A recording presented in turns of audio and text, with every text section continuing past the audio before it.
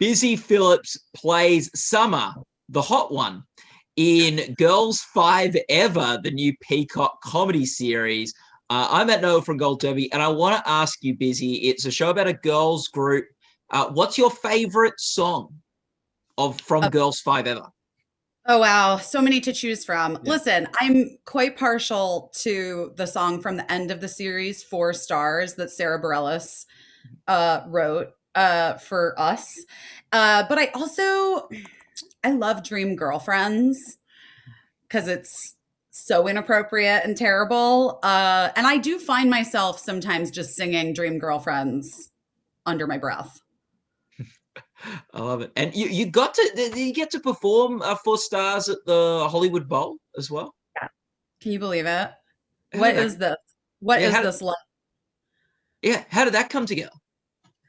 Well, Sarah Bareilles, Grammy award-winning singer-songwriter that she is, has a live album that comes out next week, I think. Yeah.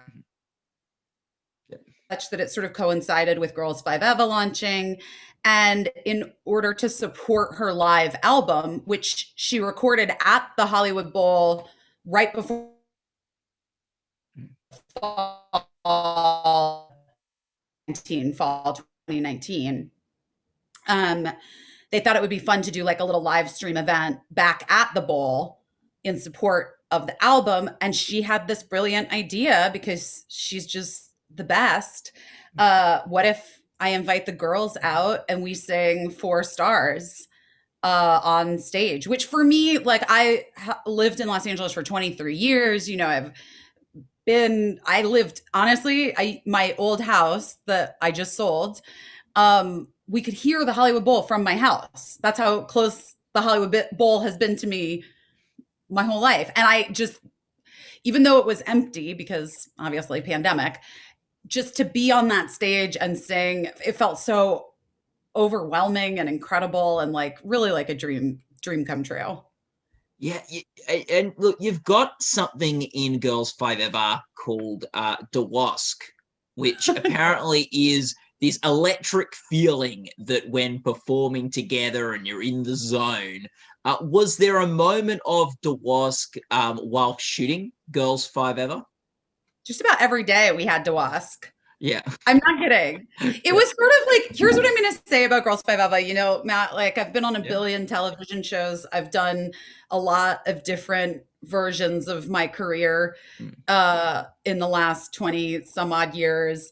But, Girls5eva was really like that perfect alchemy of the people coming together, the auspices behind it, Tina Fey and Jeff Richmond, who is Tina's husband, but also was the composer, worked at Saturday Night Live forever, did the musical Mean Girls, wrote all of the music for Mean Girls. And then Meredith Scardino, who is just, there's no one funnier or smarter. Her brain is so fast.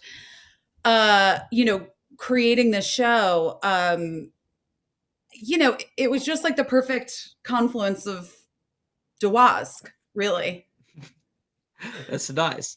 I was going to ask you what, like you've worked. This isn't your first TV show. You have worked on quite a few. What is No, diff? it's not.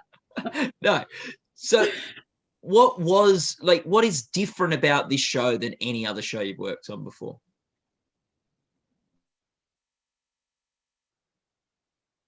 Tons of things that are different.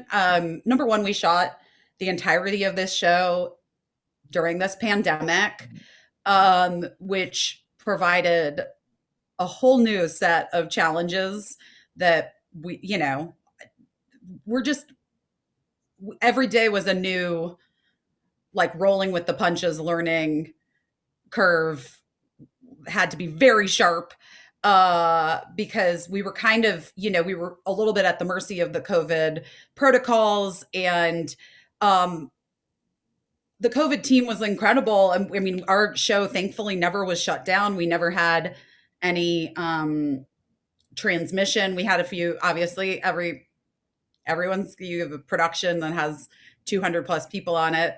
People did test positive, but we never had, transmission or anyone in the inner circle.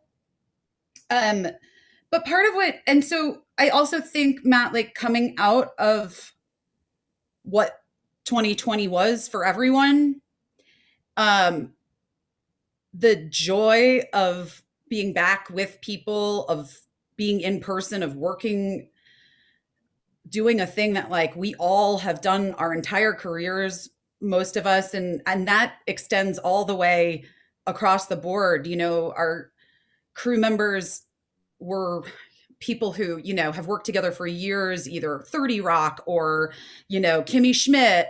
And and everyone was just so overjoyed to be back at school, you know, to be back in person.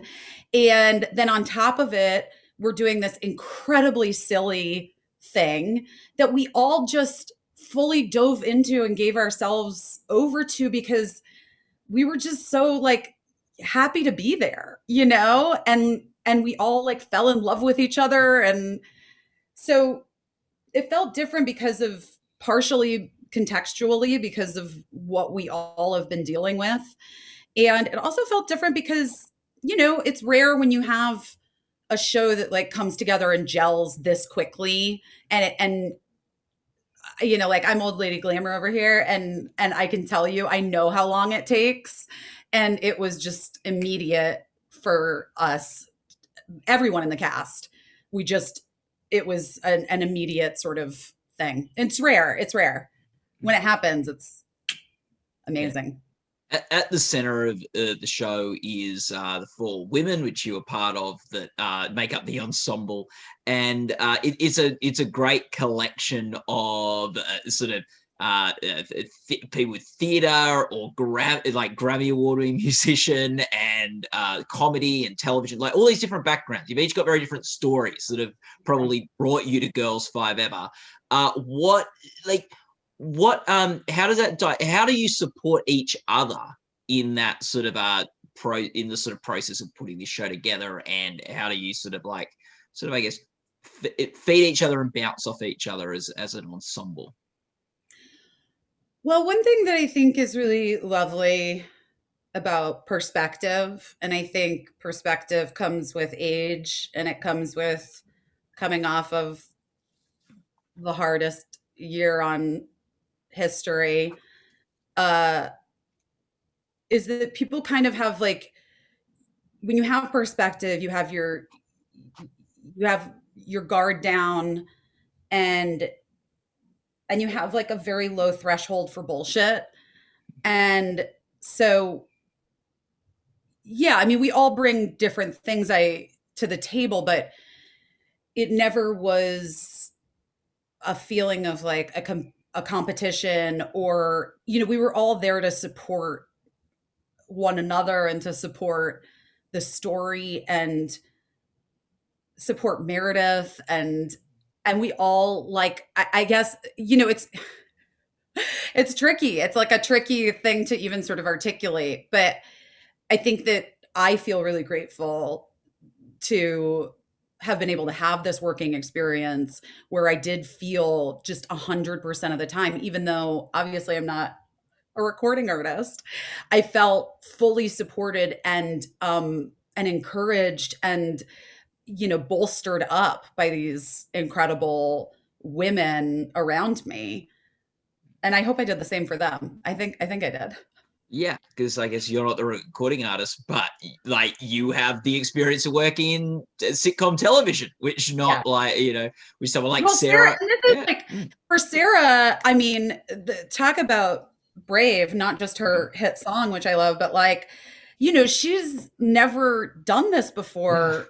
And she fully just jumped in. And actually, the day we did our hair and makeup tests, she came to me and was like, "So what's going to happen on day one? Like, what are we supposed to know when we come to set?" And I sort of just gave her a little bit of like, oh, here are some things that have helped me over the years that took me a long time to realize, you know, and went through, yeah, like basic film TV acting 101 of how rehearsals. But of course, like with COVID protocols, all that stuff was different anyway because you're doing rehearsals and masks, and then you have to. It was yeah, it was crazy. Yeah, it's funny, sort of like what you talk about the ensemble seems to mirror what the girls learn in the show, which is Right. that you're stronger supporting each other than like sort of trying to go off and do things on your own.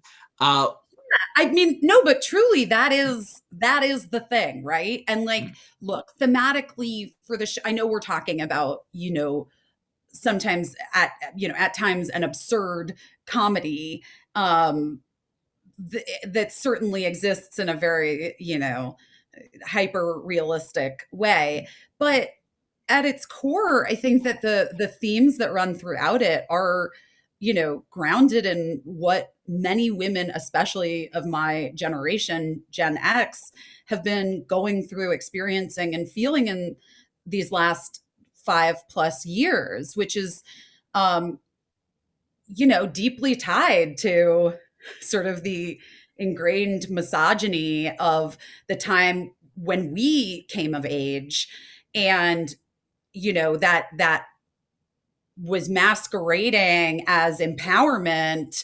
FHM and Maxim and all of these magazines with young entertainers were really sort of pushed into doing.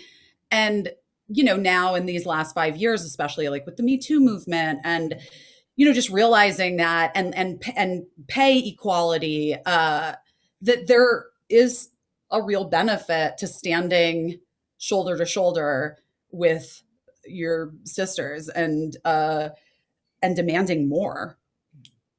yeah.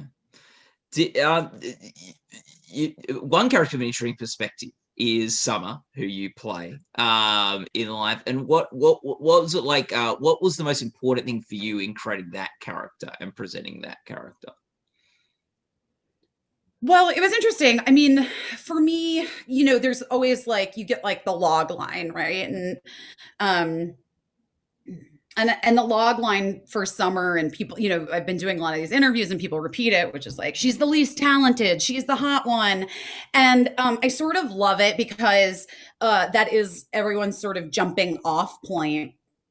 And I think that I started to build out the character from a place of a person who is so afraid of being real and truthful, um, because they maybe never were able to when they were younger, that there's all of these layers of things that they put on themselves, whether it's the makeup and the fake hair, and the clothing, and the voice, um, and I wanted it to be sort of you know a thing that, as the story progressed and as it went on, maybe at times she would like allow herself to drop some of the things, in this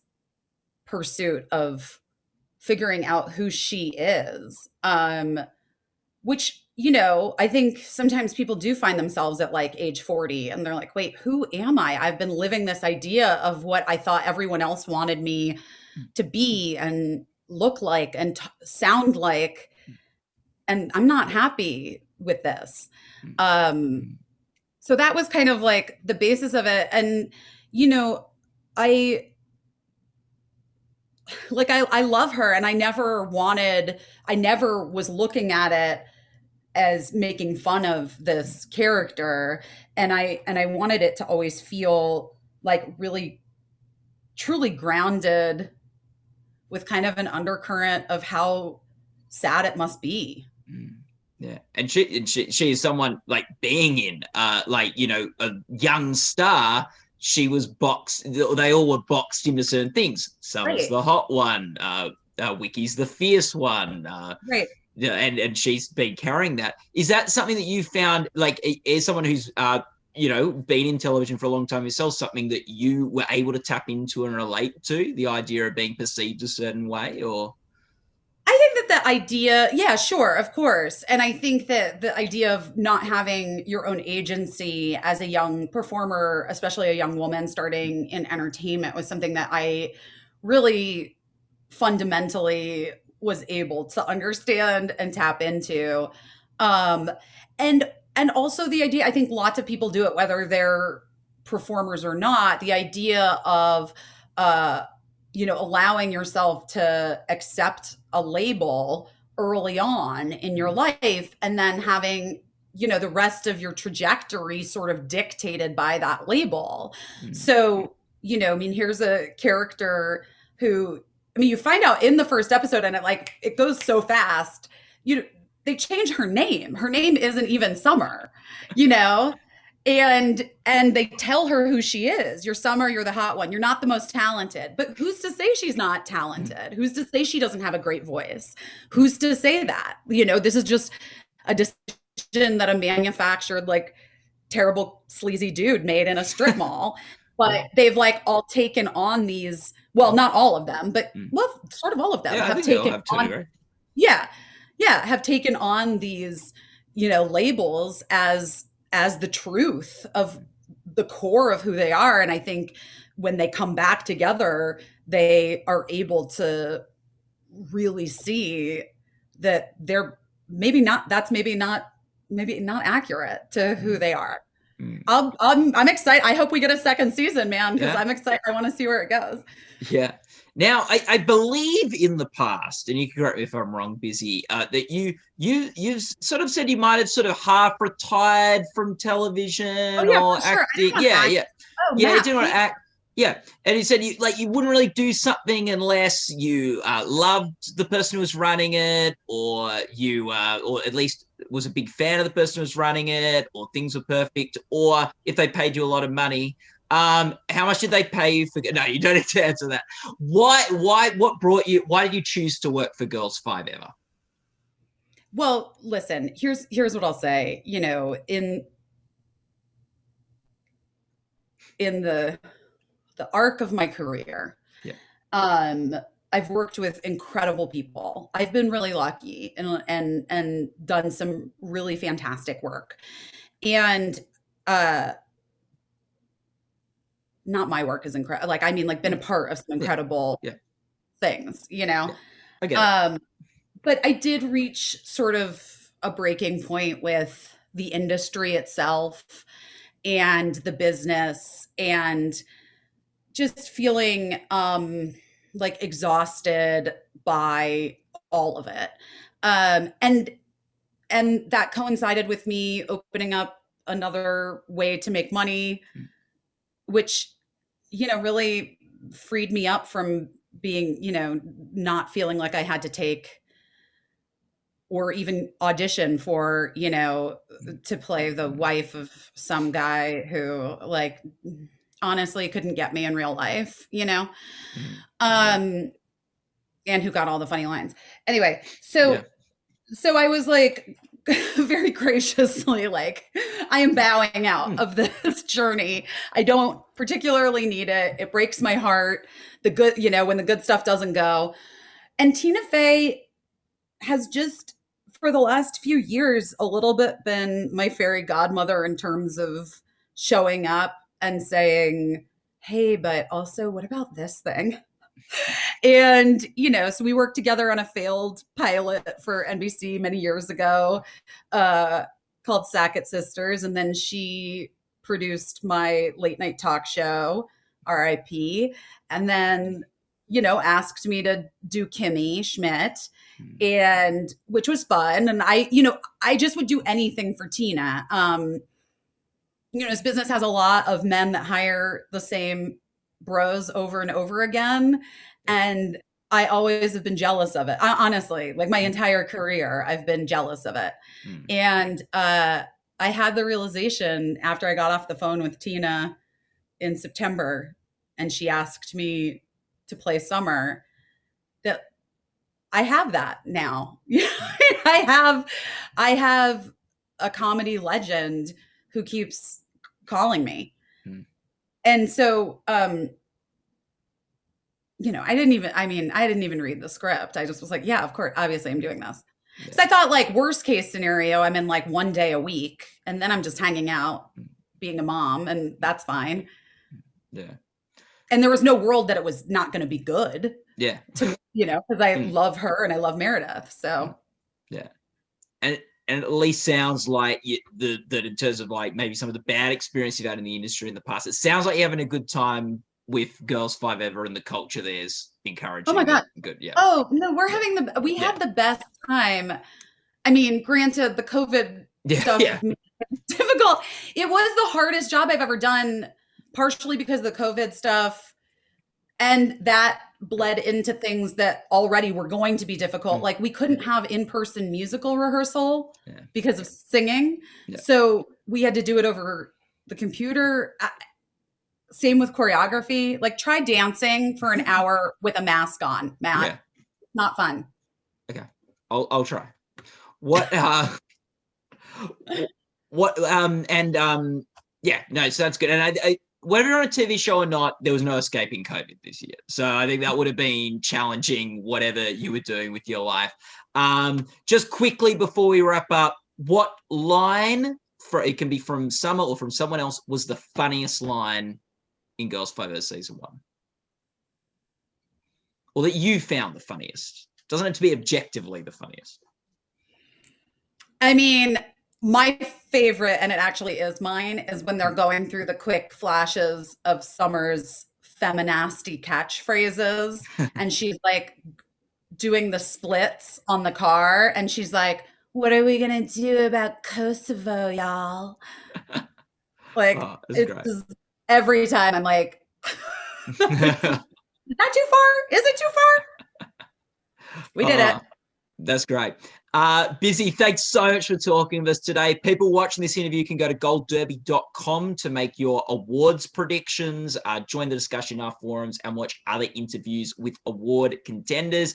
Hey, the Girls 5 Ever group, the acting crew, they've got there's a Tony and a Grammy amongst the crew. Maybe like you guys can get an EGOT collectively. Like Fingers crossed. yeah. Fingers crossed. Yeah, but Busy, thanks so much for talking with us, and all the best of luck for the Emmy Awards and for hopefully a season 2 of Girls 5 Ever. I feel like it's going to happen. Yeah, these other people are enjoying it. Yeah. Yeah, it's good.